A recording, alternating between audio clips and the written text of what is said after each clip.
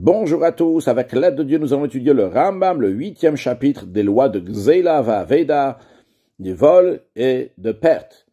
Dans le chapitre précédent, on a appris que si Rouven, il a volé Shimon, et lorsque Shimon, il est venu chez Rouven, il lui a dit, tu me dois tant et tant parce que tu as volé, ou tu me dois de l'argent, ou quoi que ce soit, et que Rouven a nié, et pas seulement qu'il a nié, mais en plus, il a juré qu'il ne doit pas cet argent-là.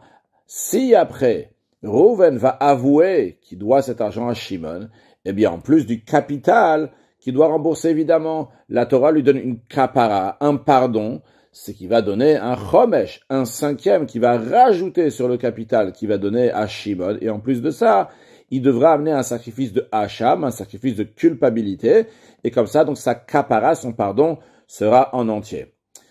Maintenant, dans Perishmin, Yalacha Aleph, le Ram nous dit, Hagozel et Chavero, si Rouven, il a volé Shimon, ou Metanigzal, et Shimon, il est mort, Yarzira Gzela la Yoshin, dans ces cas-là, Rouven, le voleur, va rendre l'objet volé aux héritiers de Shimon. Veim Avda, si l'objet volé a été perdu, il ne peut pas le rendre en Ishtanat, ou bien qu'il y a eu un changement sur l'objet, comme on a appris que dans ces cas-là, il n'a plus le devoir de rendre l'objet lui-même, il doit rendre la valeur de l'objet. Eh bien, dans ces deux cas-là, Notelem Damea, il va donner aux héritiers la valeur de l'objet qu'il a volé. Veim Nishbalo, et si il avait juré à Shimon qu'il ne lui doit pas l'argent, et après, il a avoué à Shimon qu'il a juré à faux et qu'il devait donner à Shimon, donc pas seulement le capital, mais aussi le chomesh, aussi le cinquième qu'il doit rajouter, et après, Shimon, la personne qui s'est fait voler, est morte. Noten hakeren ve'achomesh la yoshin. Dans ce cas-là, Rouven doit donner aussi bien le capital et aussi le cinquième qu'il devait donner à Shimon, il va le donner aux héritiers de Shimon. Halacha bet. Hagozel et aviv. Si Rouven, il a volé son père Yaakov, venishbalo, et il a juré à son père Yaakov qu'il lui a rien volé, qu'il lui doit rien du tout. Et après, il a avoué à son père qu'il a fait un faux serment et qu'il doit, oui, cet argent-là à son père. Donc, il doit donner le capital à son père plus le chomesh, aussi le cinquième. Mais au Metav, le père Yaakov, le père de Rouven, il est mort. Alors, si l'objet volé lui-même n'est plus là, on ishtanat, ou bien qu'il y a eu un changement, il a fait un changement sur cet objet-là, et donc maintenant, cet objet, il appartient à Rouven, et il a seulement le devoir de rembourser l'argent. Alors, dans ces cas-là, qu'est-ce qu'il va faire ce Rouven, donc qui a volé de son père, et qui a aussi des frères, et que maintenant, il est héritier de son père avec ses frères? Eh bien, il va faire le calcul avec ses frères, aussi bien à la keren, ve à la chomesh, aussi bien sur le capital et aussi bien sur le cinquième. C'est-à-dire que si, par exemple, Rouven, il avait volé de son père Yaakov 100 euros, et qu'il a avoué après à son père, après avoir nié, après avoir juré, après il a avoué qu'il devait, ces 100 euros et son serment, c'était un faux serment, et donc il doit rajouter un chomesh, comme on a appris dans le chapitre précédent, que le chomesh c'est 25 euros en plus des 100 euros. C'est de manière que si on prend 125, on les partage en 5, à ce moment-là il y a un cinquième, donc c'est le 25. Eh bien, imaginons que ce Rouven, il avait encore 4 frères, il n'y a pas de bechor, il n'y a pas de premier-né parmi eux. Eh bien, on va prendre ces 125 euros et on va les partager en 5. Et donc, il va prendre, lui, 25 euros. Après qu'il a donné, donc restitué donc les 100 euros qu'il avait volés de son père et qu'il a rajouté 25 euros dans la caisse familiale, donc de l'argent qui appartenait à son père et qui maintenant qui est partagé entre ses frères. Et lui, donc, il recevra 25 euros. Maintenant, si l'objet qu'il a volé, Rouven de son père Yaakov, existe encore,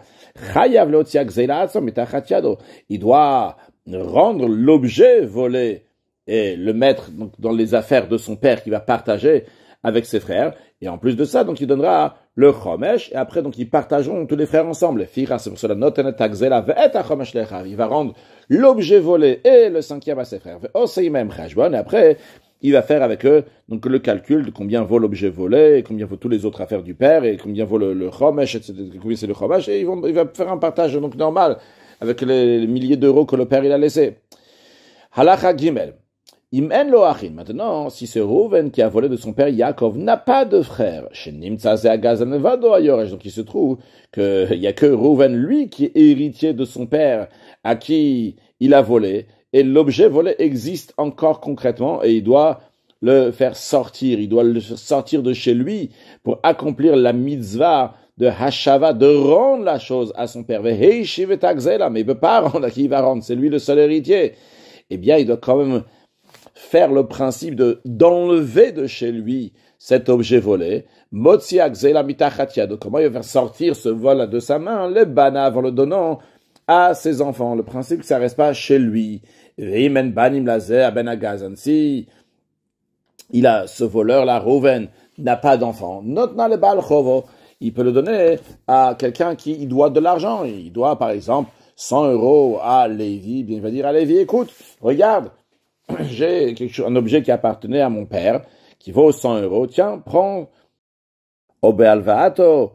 Ou bien qui va prêter cet objet volé à quelqu'un d'autre et que l'autre va pas lui rendre l'objet volé, mais il va lui rendre de l'argent à la place. Olitzdaka. Ou bien qui va le donner à la charité. Le principe, il est que, vu que l'objet volé est sorti de chez le voleur Rouven qui a volé de son père, eh bien, Niftar, il a acquitté, bien qu'il a donné un cadeau à ses enfants, ou à la tzedaka, ou à Bechov, ou bien qu'il a remboursé sa dette. Vehu, mais ceci est à condition, chez Yodi, un Veyomar, il va les informer et dire, Ze Gezel Abba, ça c'est un objet que j'ai volé de mon père. Comme ça va être remarquable qu'il fait ça pour accomplir la mitzvah de rendre l'objet volé, bien que c'est pas une vraie rendre ici. Halacha Dalet, avant de commencer à savoir que un guerre, un converti, il n'a pas de famille au moment où il se convertit. Il peut faire une famille après s'être converti, mais une fois qu'il s'est converti, il est considéré comme quelqu'un qui vient de naître maintenant et qui n'a pas de famille. C'est la raison pour laquelle que s'il va mourir sans avoir d'héritier, celui qui va prendre ces objets, il est zocheminahev, car il prend quelque chose qui appartient à personne. Encore une chose à savoir, que dans un cas que quelqu'un, il a volé un converti, et que le converti n'a pas d'héritier, et il a juré qu'il n'a pas volé, et le converti, il est mort, eh bien la règle, elle est que quand il va avouer après, il devra donner aussi bien le capital et le cinquième au Kohanim du Mishmar. Qu'est-ce que ça veut dire du Mishmar? Il y avait 24 Mishmarot, qui est le pluriel de Mishmar, donc de groupes de gardes qu'il y avait dans le temple, qui officiaient dans le temple chaque semaine. Chaque groupe avait une autre semaine. Il y en avait 24 comme ça. Les Kandi, les Kohanim du Mishmar, les Kohanim de la garde, c'est-à-dire les Kohanim qui sont là cette semaine. Halachat Dalet, v'chenagozel et tager. De même, donc, si Rouven, il a volé le converti, et quand le converti lui a dit, mais tu me dois, tu as volé, il a dit non, venez balo, et il a juré au converti qu'il ne doit rien du tout. Après, il lui a avoué, il lui a dit, oui, c'est vrai, je te dois ce capital, c'est 100 euros, le chomesh et les 25 euros que je dois rajouter, et milva, et le converti, il a dit, écoute, je veux que tu me rendes, par exemple, dans un mois, et après, le converti, il est mort dans ce mois-là. Bien que le voleur, Rouven, il a gagné cette vol-là, parce qu'il n'y a personne ici qui peut hériter ce converti, vu qu'il n'a pas fait de famille et il n'a pas d'héritier. Et ça appartient au voleur, vu que le voleur, il a avoué aux guerres, aux convertis. Et donc, ça va pas aller chez les Kohanim, parce que quand est-ce que ça va chez les Kohanim? C'est s'il n'avait pas avoué aux convertis lorsque le converti était en vie, mais là il a avoué qu'il lui doit cet argent. Eh bien, malgré ça, dans le même principe qu'on a vu dans l'Alacha Gimel, chayav leotzi mitachat yado, il a quand même le devoir de le faire sortir de chez lui, c'est-à-dire qu'il va le donner à son créancier, ou bien qu'il va le donner à la tzedaka. En tout cas, le principe, c'est de faire la mitzvah de hashav, de heshiv et takzela, de rendre l'objet volé, même s'il n'y a pas quelqu'un à rendre, mais au moins, il va le faire sortir de chez lui.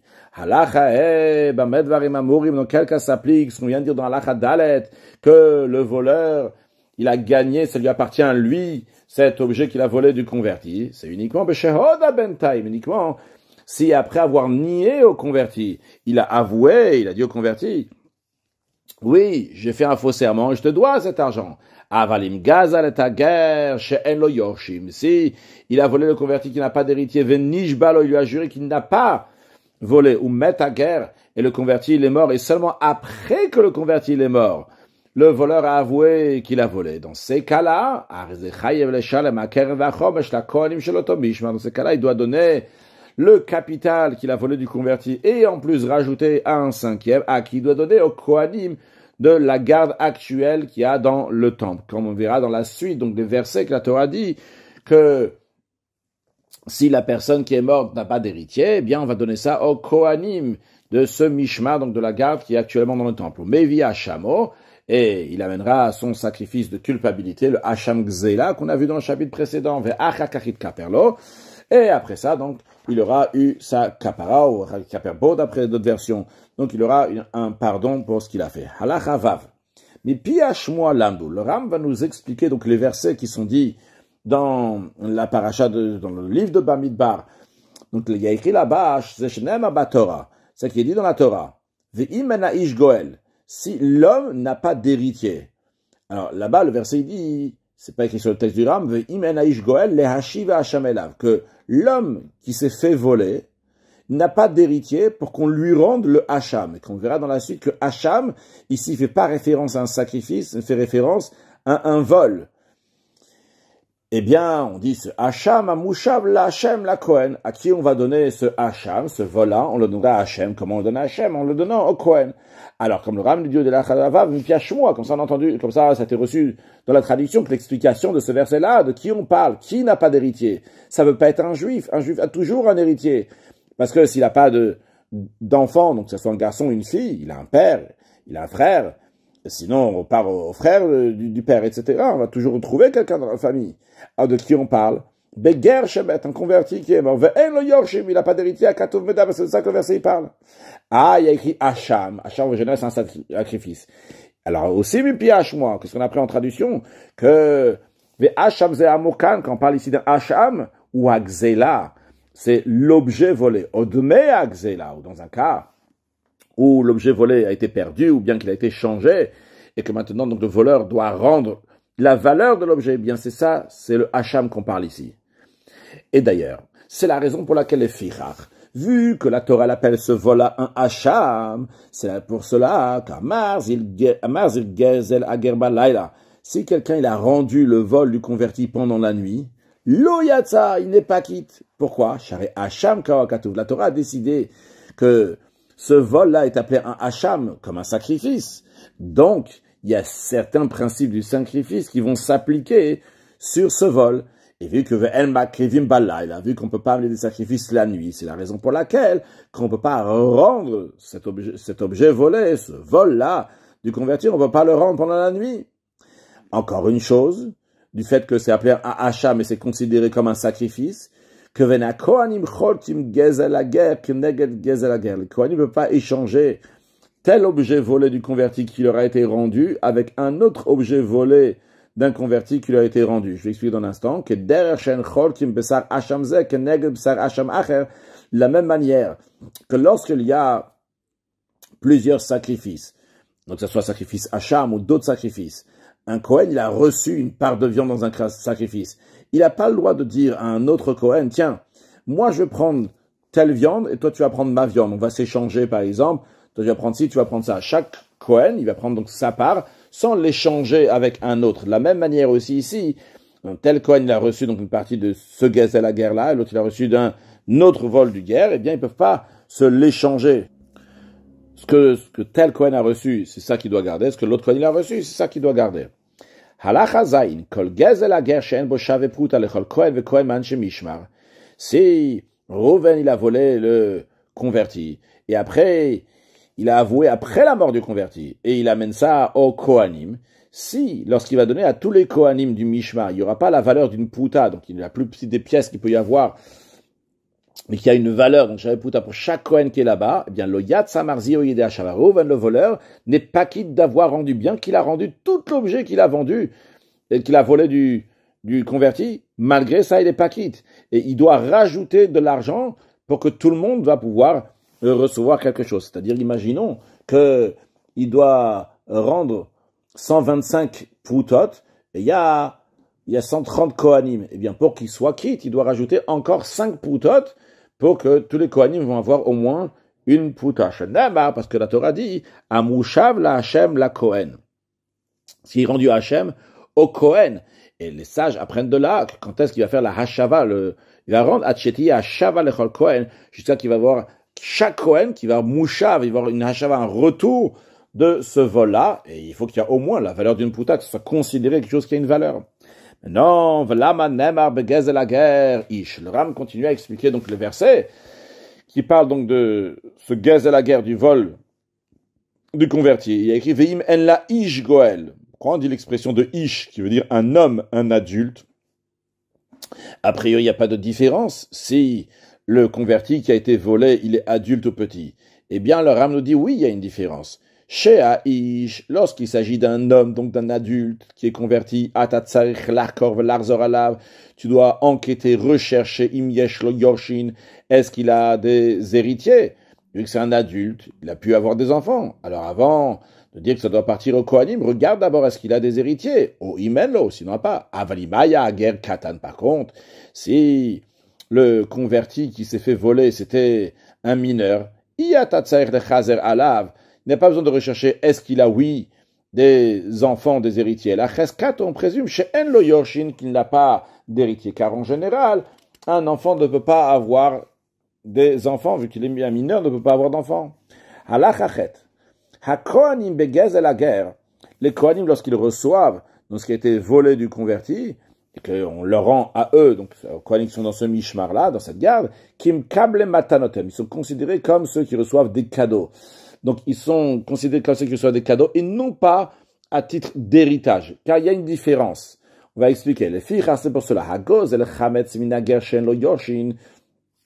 Rouven, il a volé du chametz, d'un converti, qui n'a pas d'héritier. Puis, ve'avaralava Pesach. Le Pesach, il est passé, et maintenant ce chametz, on n'a pas le droit d'en profiter. Eh bien, vu qu'il doit donner un cadeau au Kohanim, et non pas un héritage au Kohanim, chayav liten la Kohanim et damav kishatakzela. Il ne va pas rendre le chametz lui-même au Kohanim, car les Kohanim ne pourront rien faire, ils n'ont rien reçu, ils ne peuvent pas profiter de ce chametz-là que Pesach a passé. Donc, il doit donner au Kohanim la valeur de l'argent, comme ça valait au moment où il a volé. Shimitnen ou la marshav, parce que s'il va leur rendre maintenant le chametz, eina matana, c'est pas considéré un cadeau, les Kohanim vont en profiter. Veiloya ger kayam, si le converti était en vie et il l'aurait rendu au converti, dans ces cas-là, ce serait pas un cadeau qu'il lui donne. Donc, Aya Omerlo, il aurait dit, Areshel Khalefanacha, voici ce que je t'ai volé, c'est devant toi, je t'ai volé ça, je te rends ça la même chose. C'est pas un cadeau qu'il est en train de lui donner, que Moshe Béarn, comme on a expliqué dans le chapitre 3. Halachatet. Maintenant, dans un cas, c'est le Kohen chez Gazal Gershen lo Yoshin.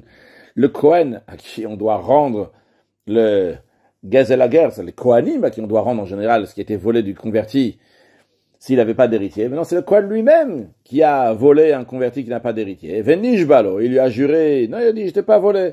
Ou Metager, après le converti, il est mort. Et après cela, le Kohen, il a avoué qu'il a volé. Et maintenant, qu'est-ce qu'il doit faire ce Kohen-là? Il doit rendre le capital et le cinquième à qui? Au Kohanim du Mishmar. Donc lui, il a fait ça, qui va le ramener, ce sacrifice, et le sacrifice de Hacham, tout ça, il va le ramener dans son Mishmar à lui. Lorsque lui, il va avoir sa garde, il va le ramener. Alors, on aurait pu penser, et vu qu'en général, lorsqu'un Kohen, il amène un sacrifice, il peut amener un sacrifice quand il veut, et il va prendre la peau du sacrifice donc pour lui-même. On va penser, vu que le sacrifice va lui appartenir, une partie du sacrifice va lui appartenir, eh bien, le vol aussi va lui appartenir. C'est-à-dire que vu que c'est dans son mishwa, dans sa garde à lui, alors il va garder le vol. On dit non,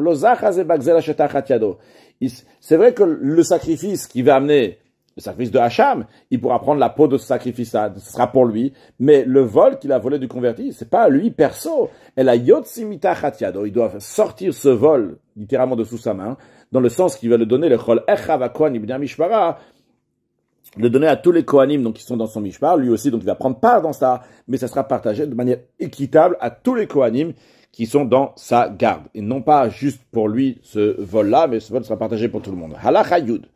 Hagozel et Hager, celui qui vole le converti, Venishbalo, il lui a juré qu'il n'a pas à voler. Après, au Metager, le converti, il est mort, il n'a pas d'héritier. Et après ça, donc le voleur, il a avoué qu'il a volé.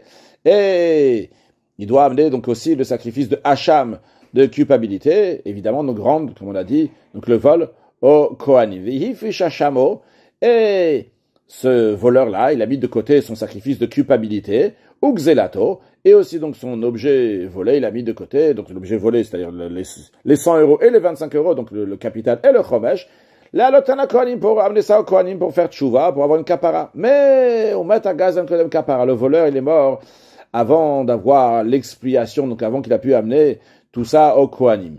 Eh bien, Rebne à Gazan, les enfants du voleur, Yorshim et Kesef Akzela, ils vont hériter l'argent du vol, ou Akzela ou bien l'objet volé lui-même, et ça ne sera pas donné au Kohanim, en tout cas, ils n'ont pas besoin de le faire, vu qu'il est mort et il n'a pas, vu que la personne qui a été volée, donc le converti, il n'a pas d'héritier, eh bien, il n'y a pas besoin de donner à quelqu'un la Torah. Elle a dit, tu sais quoi, monsieur voleur, on va te donner une kapara, un pardon, parce que tu vas le rendre au Kohanim. Mais vu que le voleur, il est mort, il n'a plus de kapara, il n'y a pas de moyen d'expier quelqu'un, donc après la mort.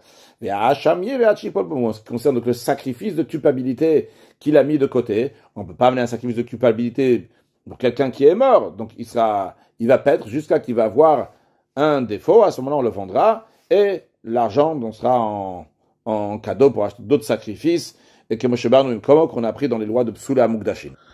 Halacha Yudalef, Natana Gazan et Akasef Lanche Mishmar. Si le voleur, il a donné seulement l'argent au Kohanim, donc du groupe qui était actuellement dans le temple, Umbet Kodem Kapara, il est mort avant d'amener le sacrifice de culpabilité.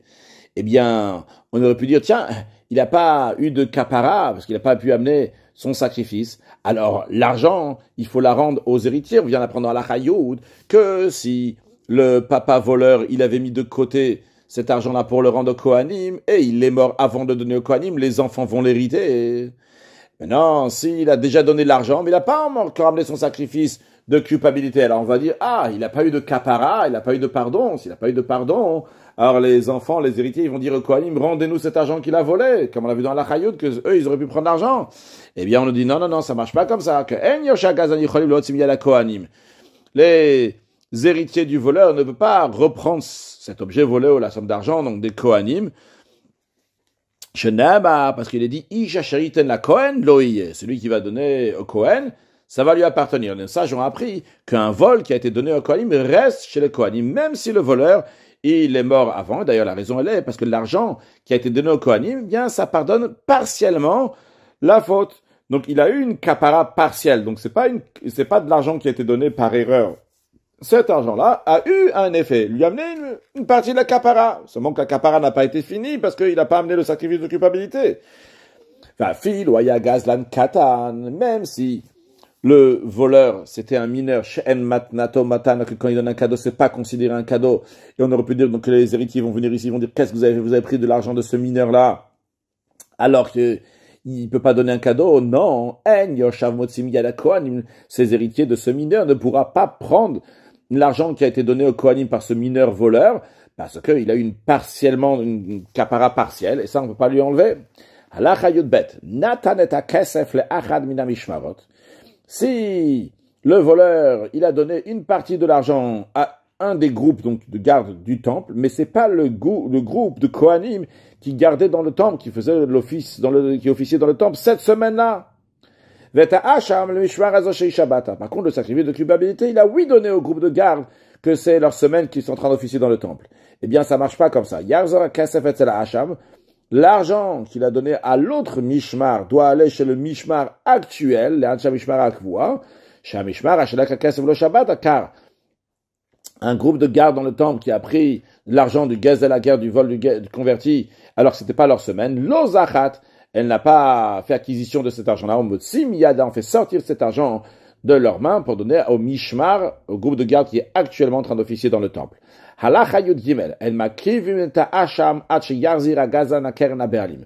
Le sacrifice de culpabilité ne peut pas être offert au temple pour amener une kapara, une expiation au voleur, tant que le voleur n'a pas rendu le capital de ce qu'il a volé au propriétaire. Et si le propriétaire, donc c'était un converti donc qui est mort, le Kohanim, il doit donner au Kohanim, mais c'était donc il avait volé d'un converti qui n'a pas d'héritier. Maintenant, Nataneta Keren, Veiki Vachamo, si le voleur a rendu le capital et il a amené son sacrifice de culpabilité alors qu'il n'a pas rendu le cinquième, Malgré ça, Nitkaperlo, il a expiation, et le cinquième n'empêche pas l'expiation, donc quand il a amené ce sacrifice de culpabilité, il a été expié, mais évidemment, il devra toujours donner, il a toujours le devoir de donner ce cinquième après l'expiation. Les serviteurs, les contrats, comme par exemple on dirait un chèque aujourd'hui, les karkaot, les terrains, si quelqu'un les a volés ou il les doit à quelqu'un d'autre, donc ses serviteurs, ses documents, ou bien ses terrains, et il a juré à faux qu'il ne doit pas, eh bien, quand après il va avouer, il ne devra pas rendre un cinquième en plus de ce qu'il a volé. Parce que la Torah dit, dans le contexte de Parashat Vayikra, lorsqu'il va nier à son ami, un pikadon. Pikadon, c'est un dépôt. Donc, un dépôt, c'est quelque chose qui est mobilier. Le cholo, etc. Tout ce qui est dit dans ces versets-là, c'est mital telinu. C'est des choses qui sont mobilier, vegufo mamon. Et encore une deuxième chose en plus que c'est mobilier, mais c'est des choses que eux-mêmes, ils ont une valeur d'argent. Donc, yatsu karkaot, ça vient exclure des terrains. Les terrains ne sont pas mobiliers, mais sont immobiliers. Veyatsu avadim sheuk shel karkaot. Ça exclut aussi des serviteurs qui sont comparés dans la Torah sur des lois halachiques comme des terrains.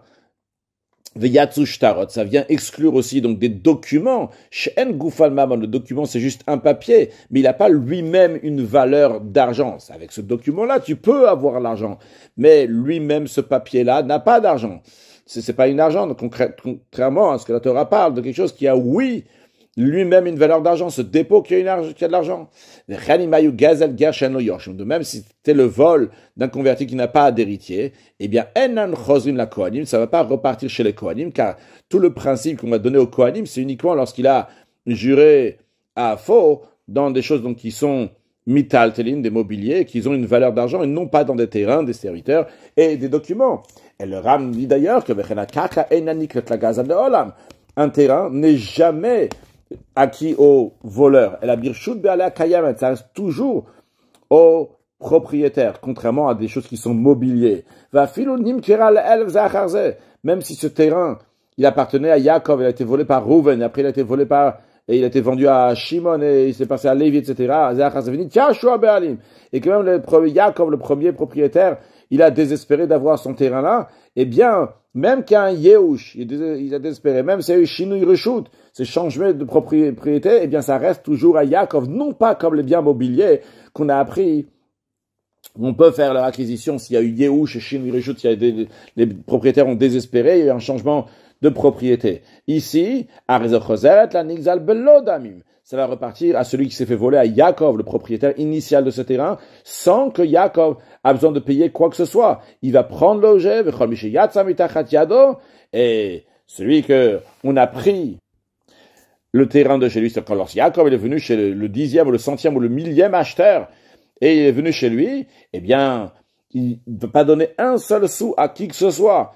La personne qui s'est fait voler, il reprend son terrain, et la personne qui qu'on a pris, imaginons que c'est la 1000e personne, il va partir chez le 999, le 999 il va aller chez le 998, etc. Jusqu'à jusqu'à que le deuxième vendeur va aller chez le premier vendeur, jusqu'à que le premier acheteur va aller voir le voleur, et la gazdan. Donc il va prendre, le gazdan, il va prendre de lui l'argent, que moi chez Ber, comme on a expliqué dans chapitre 9. Conclure avec un mot de Chassidut, on a appris que lorsque quelqu'un a volé d'un autre et l'autre il est mort, il va rendre aux héritiers. Par cela, donc il a fait la mitzvah de Hashavata Gzela, de rendre le vol. Pourquoi? Parce que le Yoresh, l'héritier, il a la place du Morish, de celui qui le fait hériter. Bien, spirituellement parlant, chaque juif est un héritier de la Torah. Comme il est écrit, Torah Tzivalanu Moshe Moracha Kedat Yaakov. La Torah, c'est un héritage. Et le principe que c'est un héritage, c'est très important, parce que si c'était quelque chose qu'on achète, alors il faut avoir l'accord, c'est quelque chose qu'on donne, il faut avoir le consentement de la personne qui reçoit. Mais ici, vu que c'est un héritage, automatiquement, on l'a en tant qu'héritage. Donc la Torah, que Moshe Rabbeinu nous a ordonné, c'est un héritage pour l'assemblée de Yaakov, et ça passe automatiquement à chaque juif. C'est dans les gènes que le juif il a attaché à Torah et Mitzvot, et à Kadosh Baruch Hu, Mashiach, Now, une excellente journée.